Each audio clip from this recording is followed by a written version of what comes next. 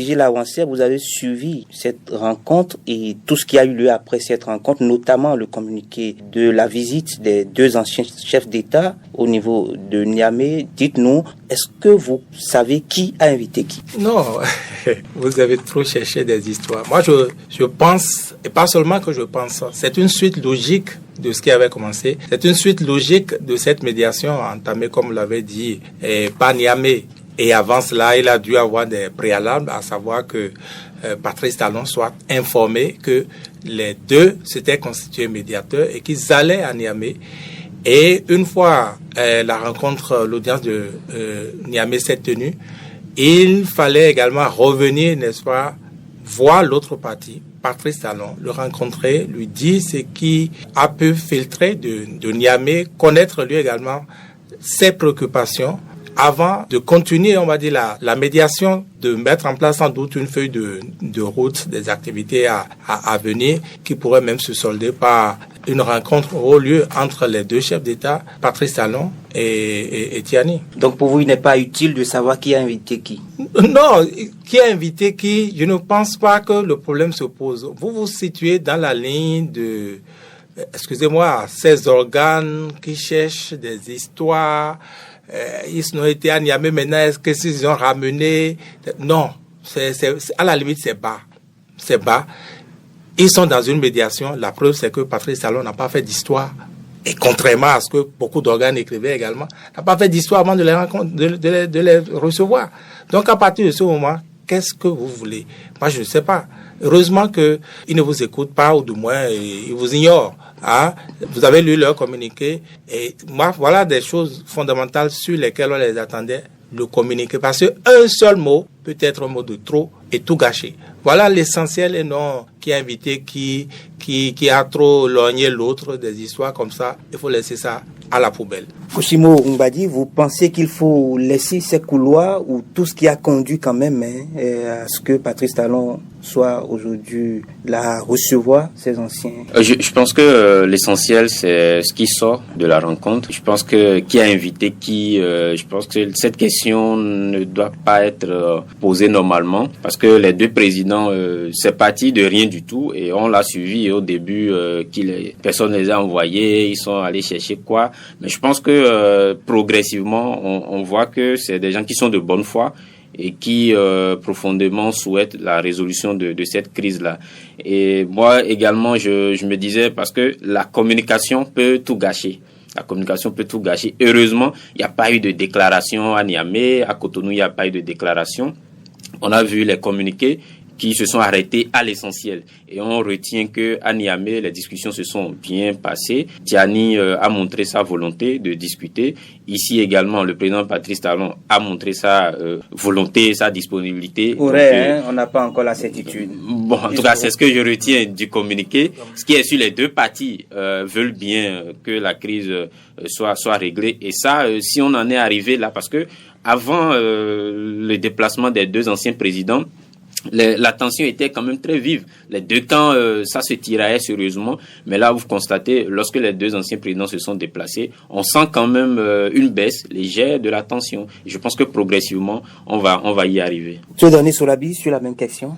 Oui, bien sûr, il faut quand même l'avouer, il faut saluer l'engagement, sinon il faut saluer cette option des deux anciens présidents. Je veux parler bien de l'ancien président Nicéphore Dieudonné Soglo et Boni Yahi. Et vous savez, quand on est dans une maison et que on voit déjà que la maison tangue, la maison va s'écrouler, il faut quand même des sages, des gens comme ces deux anciens présidents pour agir ou bien pour chercher déjà à sauver les meubles. Je pense que c'est ce que les deux présidents ont fait. Seulement que il y a eu des polémiques autour. Les gens ont dit que c'est suite à un conclave au Nigeria et avec l'ancien président Goodluck Jonathan que l'initiative a été émuse. Et si les deux présidents sont allés, ils n'ont pas de compte à rendre au président des Talons. Ils vont d'abord faire le point à leurs collègues, à leurs homologues du Nigeria avant de revenir ici au Bénin. Donc ça a suscité un peu de polémique. Je pense que sur ces aspects, on va pas parler de communication de trop, mais il faut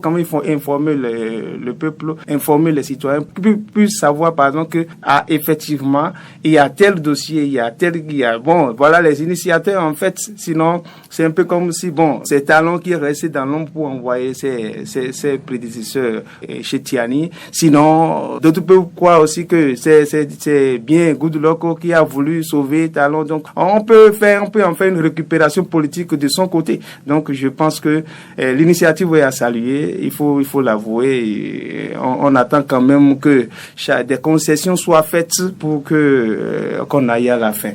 Oui, Vigile Avancé, on parlait de ce communiqué. Pourquoi attendre, Pourquoi les deux anciens chefs d'État ont attendu hier avant de faire sortir le communiqué qui fait un peu le point de leur médiation au Niger ou de leur rencontre avec le général Tiani, puisque le communiqué est signé le 26 juin 2024. Oui, et je pense que des gens comme vous qui avez cette opinion, vous n'avez pas tort parce que vous ne savez pas tout d'un processus de médiation. Dans un processus de médiation, comme on dirait à Porto-Novo, on ne parle pas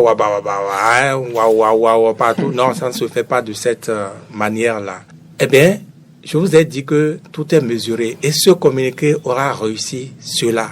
De mon point de vue, ça n'a fâché personne. Il n'y a rien qui pourrait fâcher. Ils ont donné l'essentiel. Et l'essentiel, pour moi, c'est que les deux partis, le président Patrice Talon et Abdourahmane Tiani, sont d'accord, sont prêts pour un processus de médiation. Donc c'est véritablement après cette audience que le processus de médiation, on va dire, démarre officiellement. Qu'on sait que, eh bien, il y a médiation, que quelque chose sera fait. Donc, le communiqué, pourquoi ça porte la date du 26 et c'est plutôt le 1er juillet que c'est rendu public et tout le reste. Bon, ben, ok. Ils attendaient de rencontrer Patrice Talon. Et c'est pour vous dire qu'ils attendaient, qu'ils ont gardé le 26 juillet. Si ça peut vous contenter. Moi, je ne vois pas le problème là. Le problème, c'est pas un problème. C'est qu'il faut saluer plutôt, c'est cette volonté des deux parties de discuter enfin. Parce que quand vous voyez les choses telles que ça se passait, vous vous dites, ils vont aller d'escalade en escalade et la suite, on peut ne pas la prévoir. Voyez-vous? Mais moi, j'avais déjà commencé par dire, Patrice Talon, faut-il rappeler ces choses-là quand vous faites le point des escalades, de ceux qui ont amené des histoires. Il me semble que la balance penche beaucoup plus de son côté.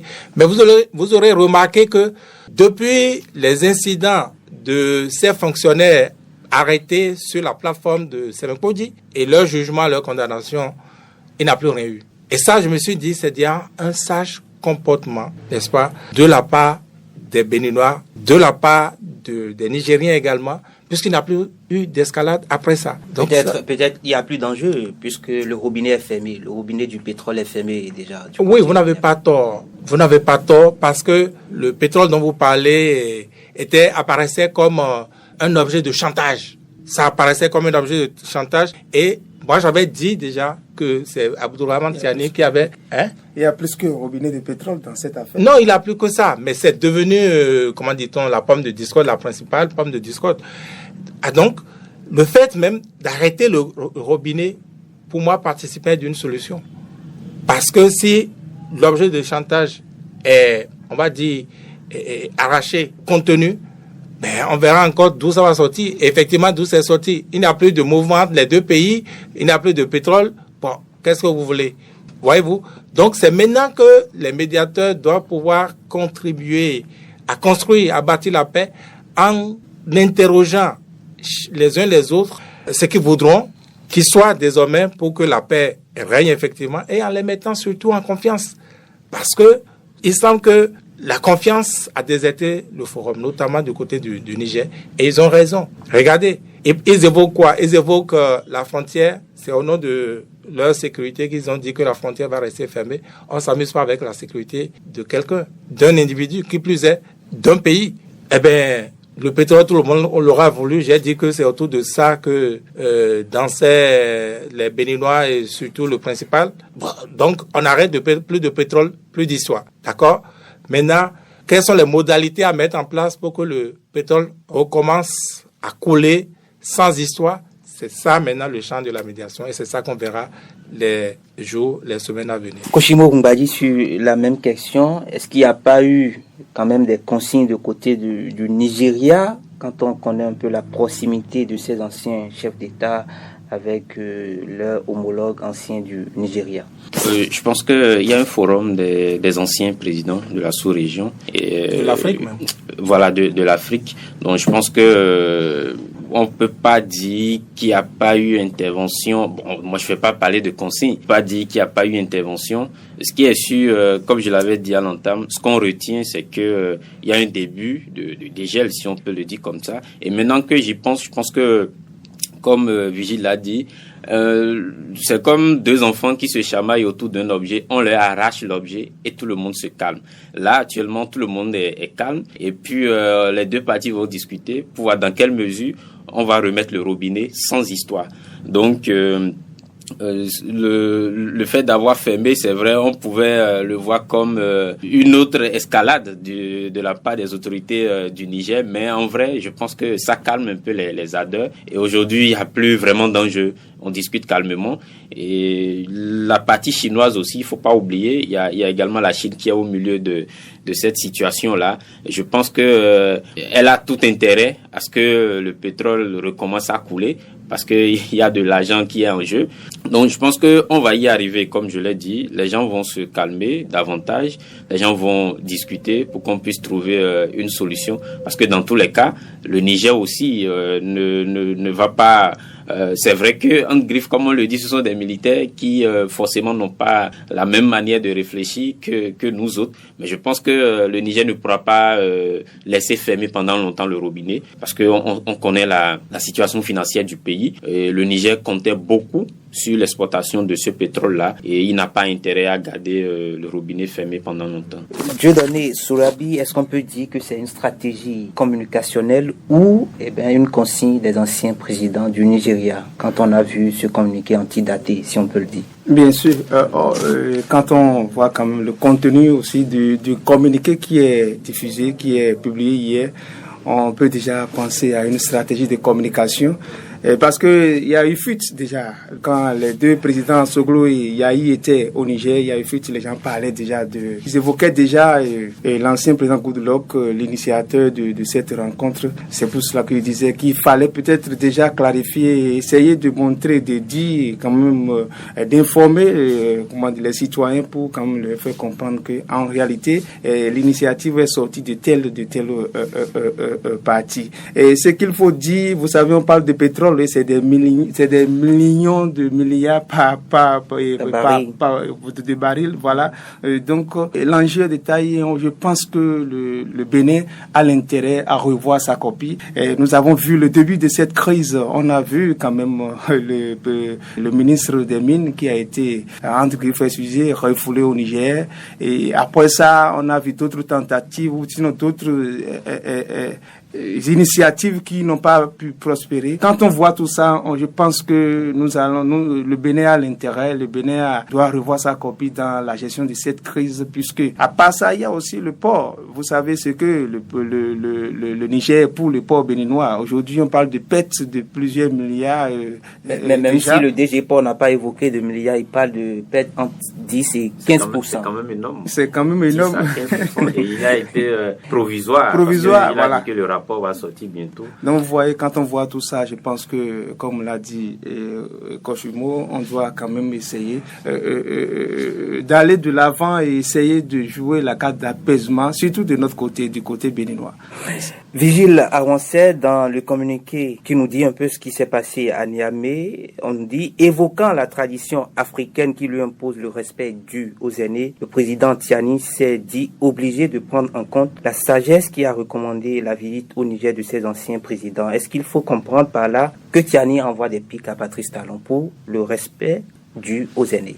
Moi, je vous demande de quitter des petites histoires. Moi, je vous exhorte aussi bien vous que tous ceux qui affectionnent, n'est-ce pas, ces gens d'historiettes. Non, c'est ce que relate le communiqué. On aurait pu estiper cette phrase, on n'en parlerait pas. Non, oui. Moi, avant le communiqué, j'avais dit que vous le veuillez ou non, ces deux-là sont des aînés au plan de l'âge tout court de ces deux challengers. Ils sont leurs aînés et ils ont connu la fonction avant eux. Donc, ils ont le profil pour pouvoir leur parler, se faire entendre. C'est d'abord de ça qu'il s'agit. Pourquoi vous voulez savoir pourquoi quelqu'un a enfin cédé telle parcelle, pourquoi il s'est humilié, a accepté lui de négocier, lui qui était aussi tendu aussi. Non, c'est vous, parce que les médias, on ne le dit pas assez et peut-être il n'y aura personne pour nous le dire. Mais nous avons un rôle à jouer dans de pareilles situations. Des gens qui écrivent des choses bizarres, quelqu'un a tenu les couilles de telle personne, hein? Ce n'est pas du tout ce qui est recommandé pour les médias en de pareilles circonstances. Parce que cela ne participe pas à la résolution de la crise. Cela n'apporte rien si ce n'est du feu. Voyez-vous? Donc, je ne sais pas comment vous participez à la construction de la communauté, la pacification de la communauté, en ayant des visions du genre des gens qui ont écouté trop les contes de grand-mère ou qui regardent trop les mauvais films où le chef bandit doit finir à la fin. Parce qu'il faut quitter ces champs lexicaux là, n'est-ce pas, et évoluer. Ce qu'on sait, c'est que enfin les deux parties, n'est-ce pas, ont dit qu'elles vont pouvoir parler, qu'elles sont prêtes à la paix. On va voir qui pourrait remettre encore la paix en cause. Parce que beaucoup avaient vu les apprentis Django de Cotonou qui disaient, qui les a envoyés ces deux-là, ce sont des adversaires de Talon, comment peuvent-ils, n'est-ce pas, participer à la paix, contribuer à quelque chose qui arrange Talon, des histoires comme ça, hein. Donc, on a quitté tout ça là. Patrice Talon, que tout le monde disait je veux parler de sous Django là, qui n'allait jamais saisir cette main-là, parce qu'on a eu les premiers échos quand même de Niamey, à savoir que Tiani est prêt à discuter, est prêt à aboutir à la paix. Alors on disait non, ceux qui se croyaient plus Talon que Talon se disaient non, jamais, et ceci et cela. Aujourd'hui, Talon a démenti tout ça là en les acceptant. Je crois qu'il faut évoluer. Il faut évoluer, n'est-ce pas, et attendre que les médiateurs puissent continuer la médiation, qu'on attende, n'est-ce pas, leur prochain pas. Parce que tout le monde a les regards fixés sur eux, hein. Tout le continent, pas seulement les Béninois et les Nigériens, tout le continent a les regards tournés sur eux, et même le monde. Parce que voilà deux pauvres pays qui n'étaient pas bien lotis, évidemment, et qui s'entre-déchirent comme une malédiction, et confirmant que la terre africaine est décidément une malédiction, alors que ce sont quelques têtes qui sont des maudits, hein, parmi les Africains, et qui emballent tout le continent. Voyez-vous?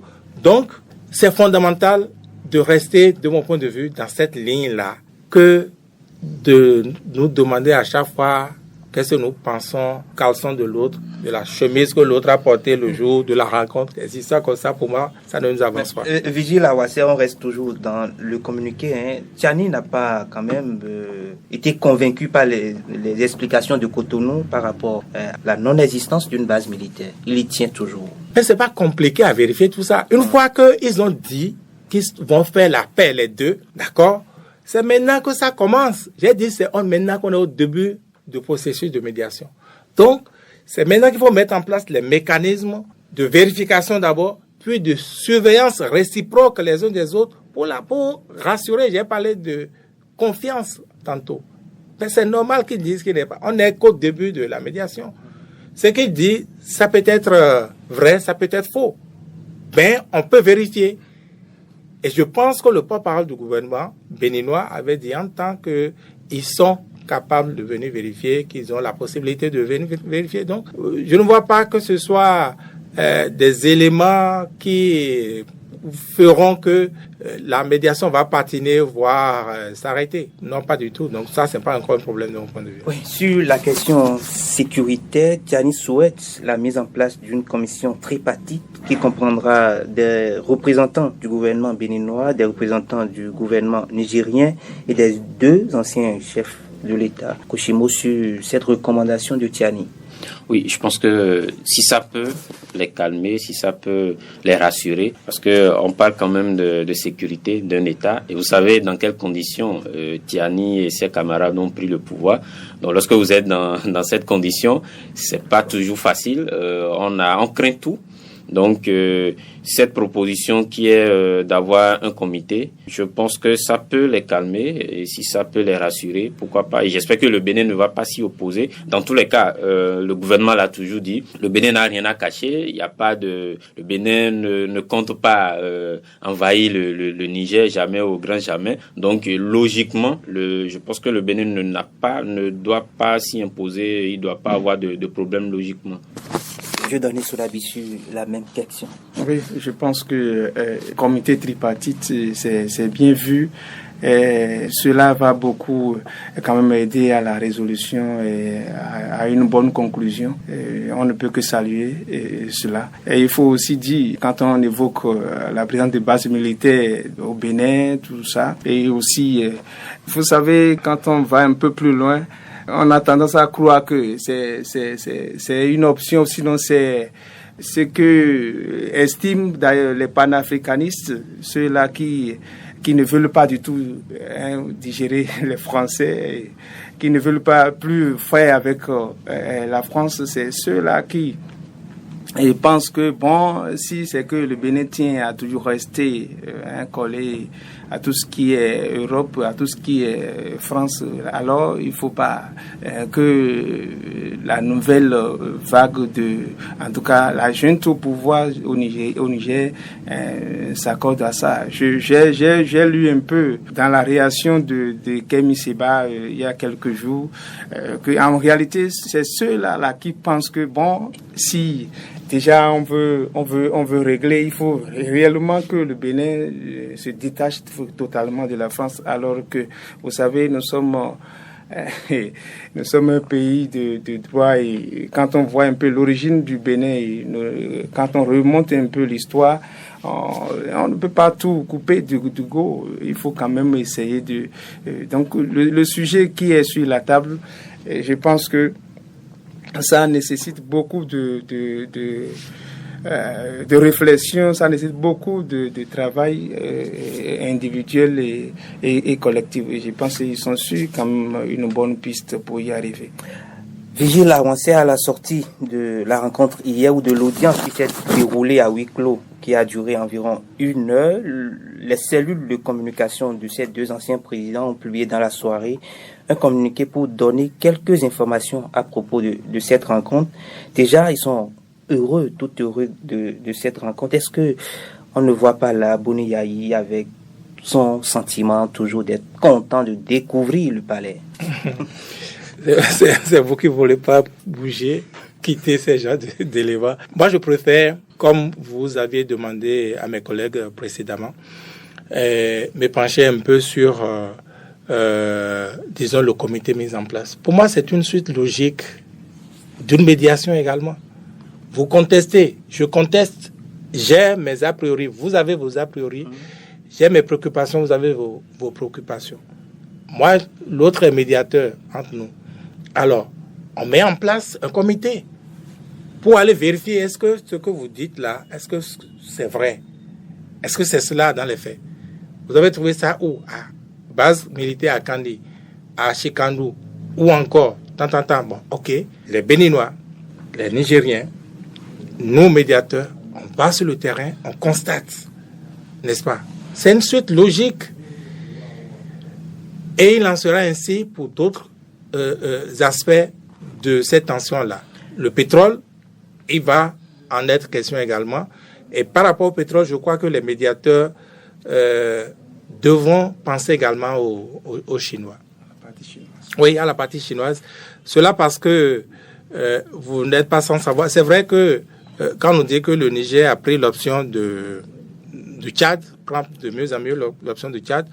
Cela peut être réel, enfin c'est réel parce qu'il a eu des contacts, tout le monde sait et tout le reste. Mais c'est pas la solution facile non plus pour le Niger.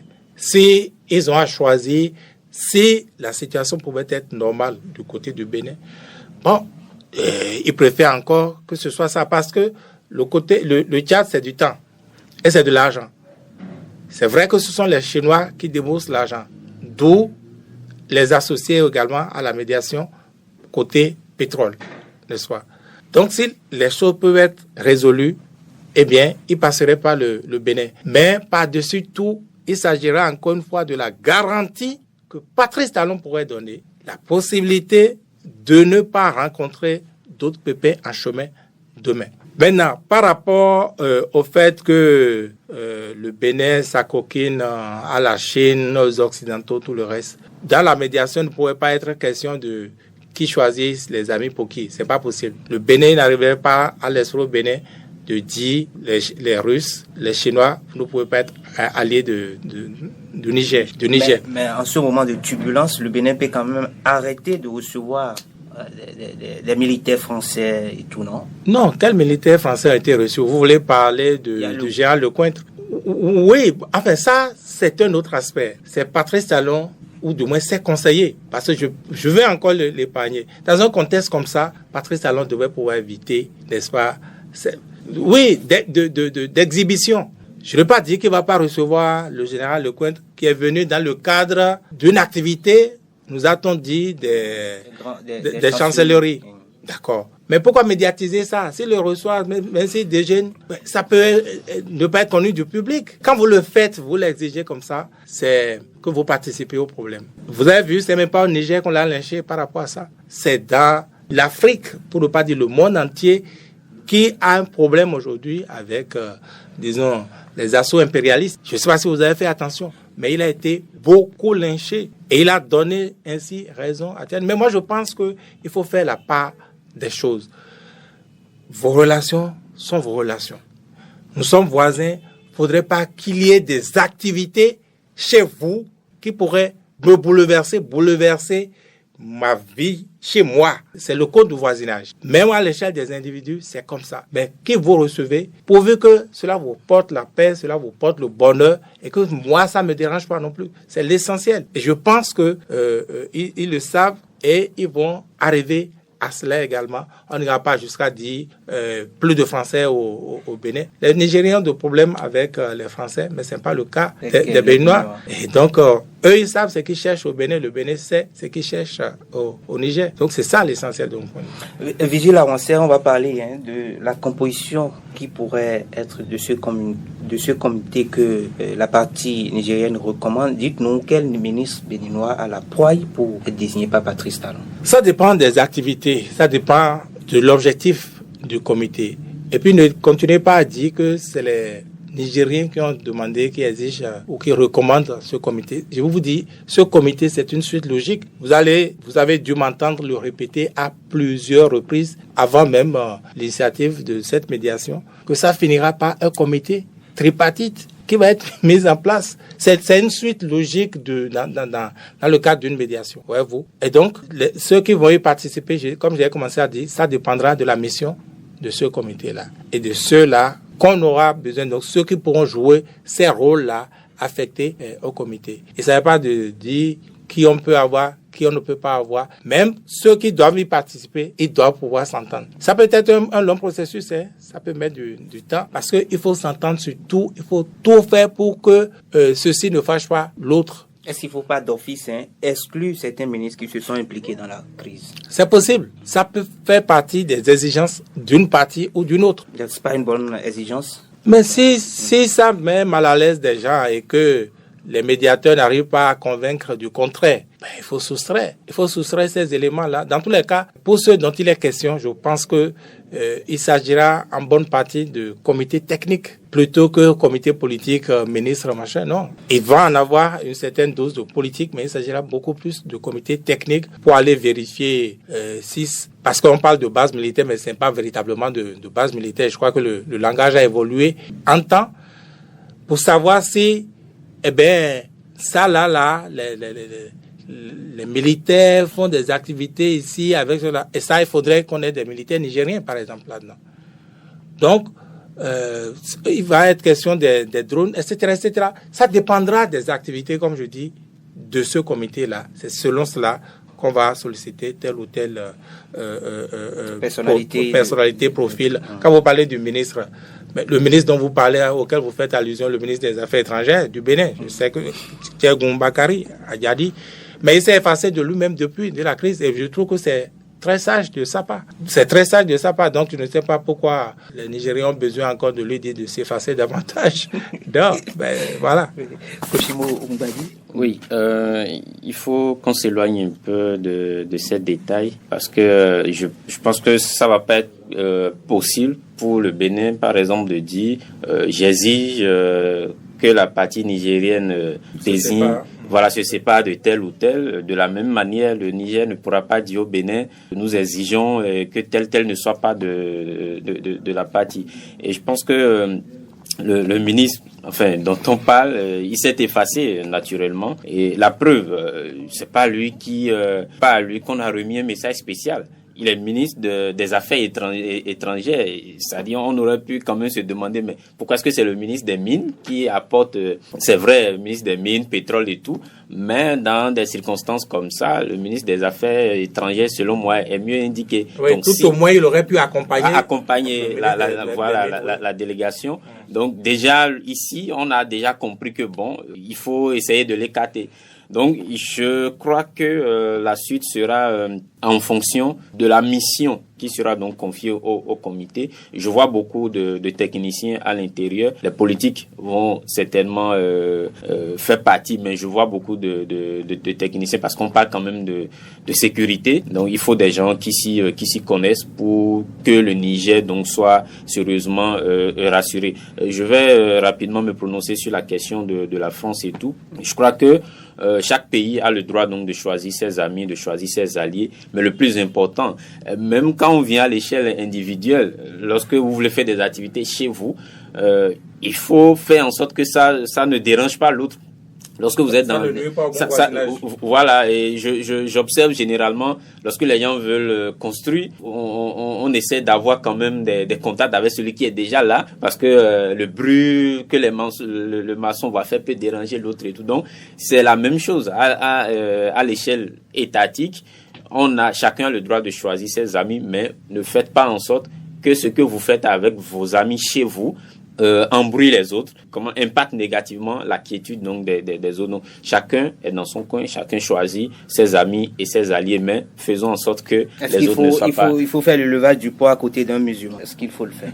Non, mais du moment où vous ne l'invitez pas à manger avec vous, du moment où vous faites en sorte que vos porcs ne s'infiltrent pas chez lui, je pense que le problème ne se pose pas. Tu as donné sur l'avis sur la même question de la composition de cette commission ou de ce comité. De ce comité. Bien sûr, il faut aller aussi plus loin.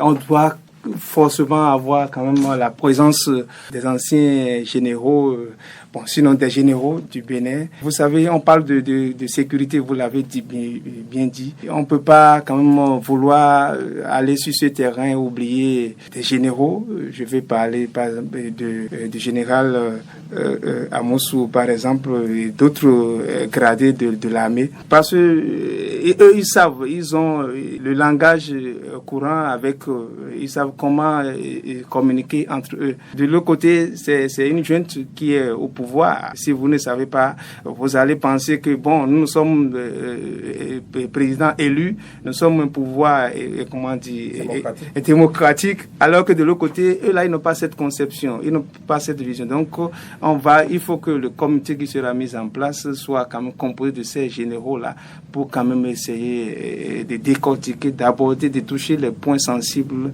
relatifs à cela. Vigile avancé, est-ce qu'on ne doit pas aussi avoir les parlementaires dans cette crise, même si on a déjà 2 médiateurs pour parler des 2 anciens chefs d'État?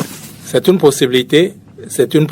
On aurait même espéré que les parlementaires aient, avant ces 2 anciens chefs d'État, n'est-ce pas, pris l'initiative d'une médiation.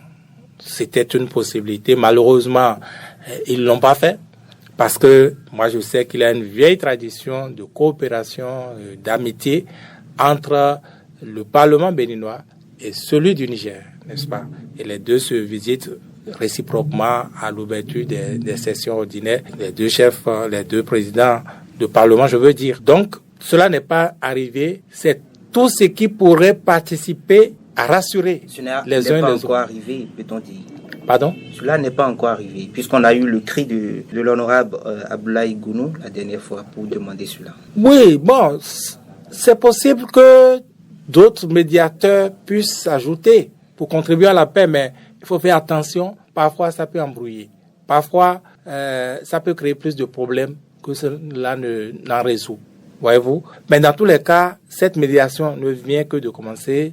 Elle n'est pas encore essoufflée. Eh bien, comme j'ai coutume de dire, même si vous n'êtes pas dans la médiation, une fois que vous ne participez pas à attiser le feu, vous ne faites pas d'activité qui pourrait, n'est-ce pas, compliquer les choses. Comme on en a vu au Bénin, on a vu des députés aller sur des plateaux raconter n'importe quoi. Je mesure bien mes mots. Dans un conflit, enfin, une tension comme celle qu'on a connue entre le Bénin et le Niger, qu'un député aille sur le plateau d'une télévision nationale qui plus est, dit que nous, on n'a pas besoin des oignons du Niger, mais eux, ils ont besoin de nos ignames, ils ont besoin de nos maïs, de nos sorgho, tout le reste.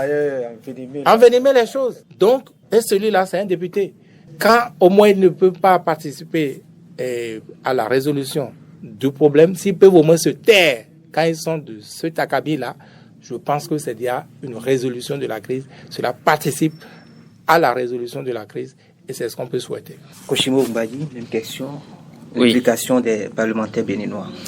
Après, il faut se poser la question, il faut se demander quelle est la qualité de l'intervention qu'on peut donc souhaiter au niveau du Parlement, parce qu'on a quand même des gens qui sont beaucoup plus, qui mettent beaucoup plus de l'essence au feu que de l'eau, voyez. Mais ils ont compris finalement que le Niger c'est un grand voisin. Bon, on espère bien pour eux, parce que ça va servir à rien que des représentants du peuple, des personnalités, des gens qui sont normalement censés calmer les choses, aillent sur donc les plateaux et fassent le contraire. Après, je pense que c'est ce qui a peut-être parce qu'aujourd'hui on va vous dire au Niger on n'a pas un parlement démocratique. Au Bénin, on va vous dire, on a un parlement démocratique. Peut-être que les nôtres ont du mal à s'acoquiner, à perpétuer cette tradition diplomatique qu'il y a entre les deux parlements, parce que désormais, on estime que les autres ne sont pas élus. Bon, ici, oui. Mais bon, ici, malgré tout, on peut dire qu'on est quand même élu. Donc, je pense que ils sont élus, pas malgré tout. Enfin, il y a peut-être cet aspect qui crée un peu la distance. Mais on aurait quand même bien souhaité que, au-delà de ce que les deux présidences font, au-delà de ce que les autorités au haut niveau font, que les deux parlements également essaient d'intervenir. Non, si vous permettez, eh bien, c'est en cela que l'idée d'associer d'autres médiateurs n'est pas souhaitable à l'étape actuelle des choses, du moins. Les deux ne sont pas encore essoufflés. Je veux parler des deux anciens chefs d'État. Quand vous allez associer d'autres médiateurs, qui plus est des politiques, qui plus est, non, la CEDEAO, non, je ne pense pas que les gens veuillent en voir au Niger. Qui plus est des politiques, n'est-ce pas? Eh bien, dans une telle activité, chacun a ses objectifs. Le politique, lui, veut se faire voir, il veut contribuer à ceci, qu'on sache qu'il a fait ceci, cela. Et donc, ils vont commencer par mettre à mal, disons, les canaux de médiation. Ce qu'on fait traditionnellement dans une médiation, ça va être incompatible. Ils vont commencer par bavarder. Ils vont commencer par dire ceci, ah ben c'est moi qui ai pu défendre telle chose. En plein processus de médiation, ce n'est pas du tout bon. Ce n'est pas du tout bon. Donc, même quand même on pourrait associer des gens, n'est-ce pas? Encore qu'on n'en est pas là. Vous excluez les leaders religieux qui jouent encore un rôle capital au Niger, tout comme au Bénin. Oui, c'est pas encore un problème que pendant que la médiation des deux anciens chefs d'État est en cours, que d'autres soient en train de faire d'autres actions n'est-ce pas, pour contribuer. Tant que ça peut contribuer, c'est vrai qu'on ne peut pas empêcher d'autres également de dire, par exemple, à Patrice Talon, ne sais pas, tu les as reçus, mais fais attention, il en aura toujours.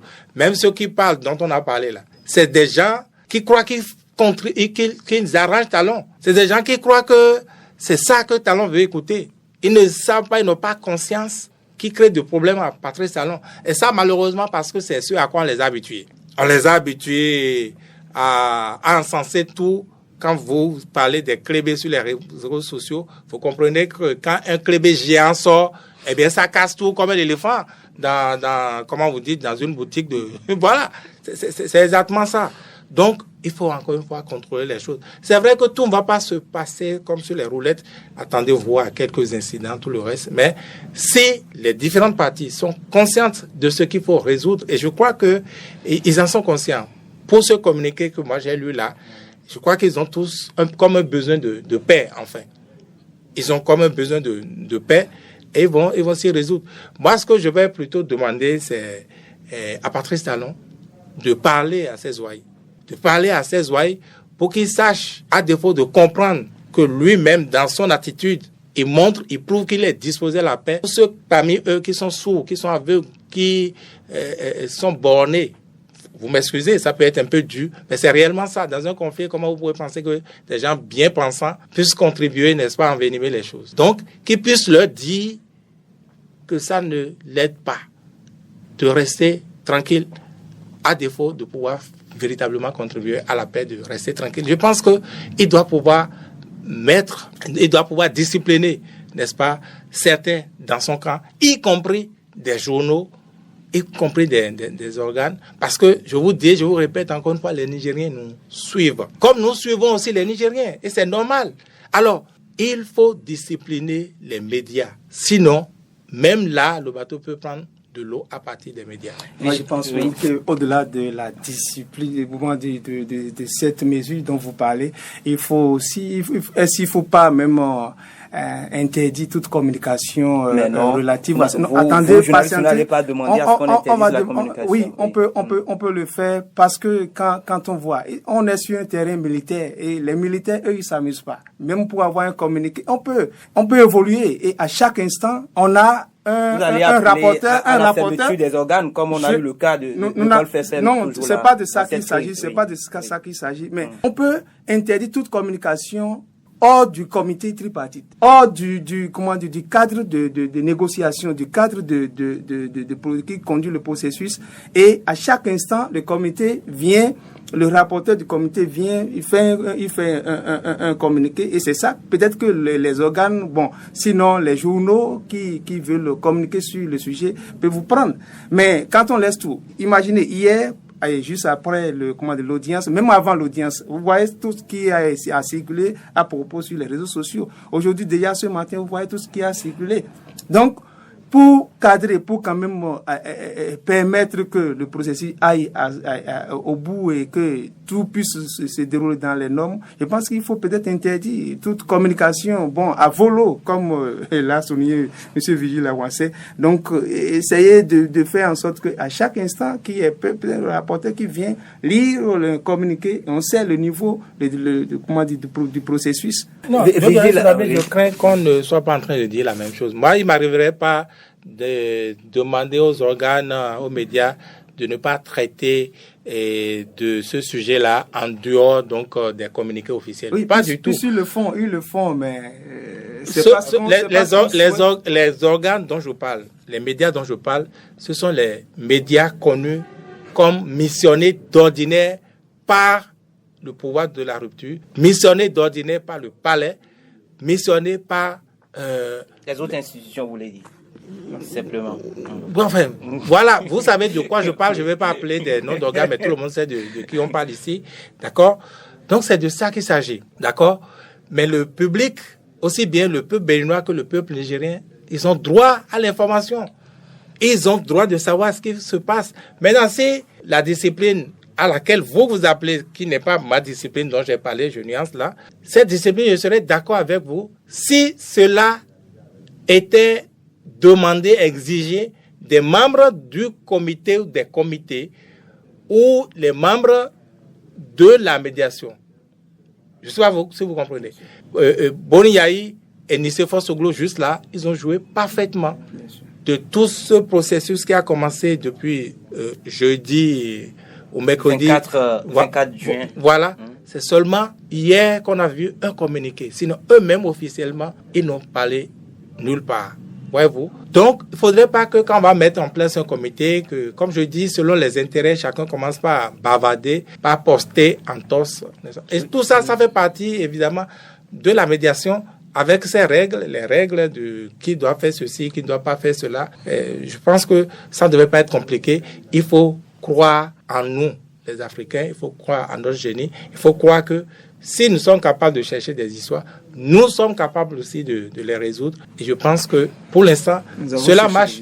Oui, pour l'instant, cela marche. Ce n'est pas les Chinois qui sont médiateurs dans cette crise. Ce ne sont pas des Russes. Donc, c'est à saluer. Il faut contribuer. Il faut faire en sorte que cela puisse aboutir. Oui, Vigile Avancé, on va sortir de ce studio. Mais dites-nous, quelle devait être la position ou l'attitude politique de Boni Yayi quand on sait qu'il est président du parti LD? Est-ce qu'il ne va pas cesser les activités politiques pour ce moment et se consacrer à la médiation? Ce que vous dites n'est pas faux. C'est une possibilité. C'est pas facile d'être à la place de Boni Yayi, d'être à la fois ancien chef de l'État et président du principal parti de l'opposition au Bénin.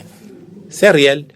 Donc, effectivement, même son attitude peut, comme je disais tantôt, créer un problème. Je suis d'accord avec vous. S'il est en mesure de continuer ses activités au plan politique sans aller faire des déclarations qui vont s'assimiler, n'est-ce pas, à ses activités de médiation, oui. Eh bien, libre à lui. Mais si ça va créer des problèmes, s'il n'est pas capable... Est-ce qu'il peut, quand vous avez connu l'homme depuis 2006. Qu'est-ce que vous savez? Peut-être qu'il est connu avant. Non, je n'ai pas de conduite à lui dicter. Je n'ai pas de conduite à lui dicter.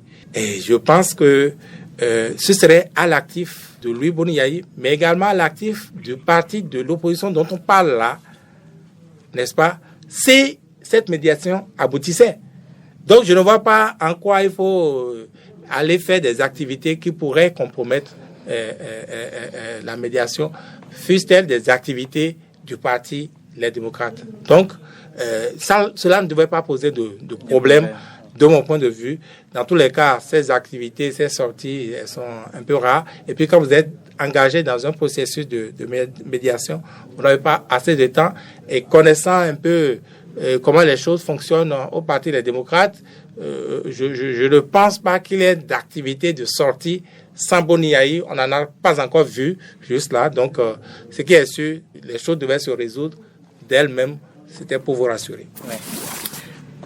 Oui, au début, Boni Yayi, on a vu un peu sa position dans cette crise. On a vu la position du Parti des démocrates dans cette crise. Je pense que progressivement, ils sont en train de changer de position. Désormais, Boni Yayi est engagé dans la médiation. Je pense que les démocrates vont de moins en moins se prononcer, où le langage va quand même un peu changer. Et après, pour ce qui concerne les médias, je pense qu'en tant que journaliste, on doit pouvoir nous rappeler de notre responsabilité sociale. Ça sert à rien. C'est vrai, il faut informer, mais ça sert à rien d'informer et donc de mettre en péril la quiétude. Donc, il revient à ces journalistes-là de savoir quoi écrire. On va pas interdire aux gens de ne pas écrire, mais il faut savoir quoi écrire. À la limite, je peux dire, on peut aller à un recadrage, parce que on a vu, par exemple, lors des élections, la HAC est là, la HAC essaie donc de cadrer comment est-ce qu'il faut faire les choses. On sait à quoi conduit souvent les recadrages dans ce pays. Là, on est dans un contexte quand même un peu spécial et on est tous d'accord que sensible, voilà, et on est tous d'accord que il faut essayer de faire les choses normalement, parce que franchement, ce qu'on lit, c'est pas intéressant. C'est pas du tout intéressant. Pas du tout, ça ne contribue pas. Bon, il faut quand même saluer l'initiative. Il faut l'avouer. Et comme je le disais, nous sommes sur un terrain glissant et il va falloir vraiment que le Bénin revoie sa copie. Je compte beaucoup sur la détermination, sinon la sagesse des deux anciens présidents, Boni Yahi et Soglo. Et même si Yahi a une coloration politique, Soglo pas moins aussi. Soglo plus ou moins. Mais il faut dire que Yahi, étant quand même président de la République, a géré beaucoup de crises dans la sous-région, même sur le plan continental. Donc aujourd'hui, je pense qu'il va toujours utiliser la même carte qu'il a utilisée en temps pour régler ce problème et ne pas confondre sa position politique au niveau des démocrates à celle dans le comité tripartite qui sera mis en place.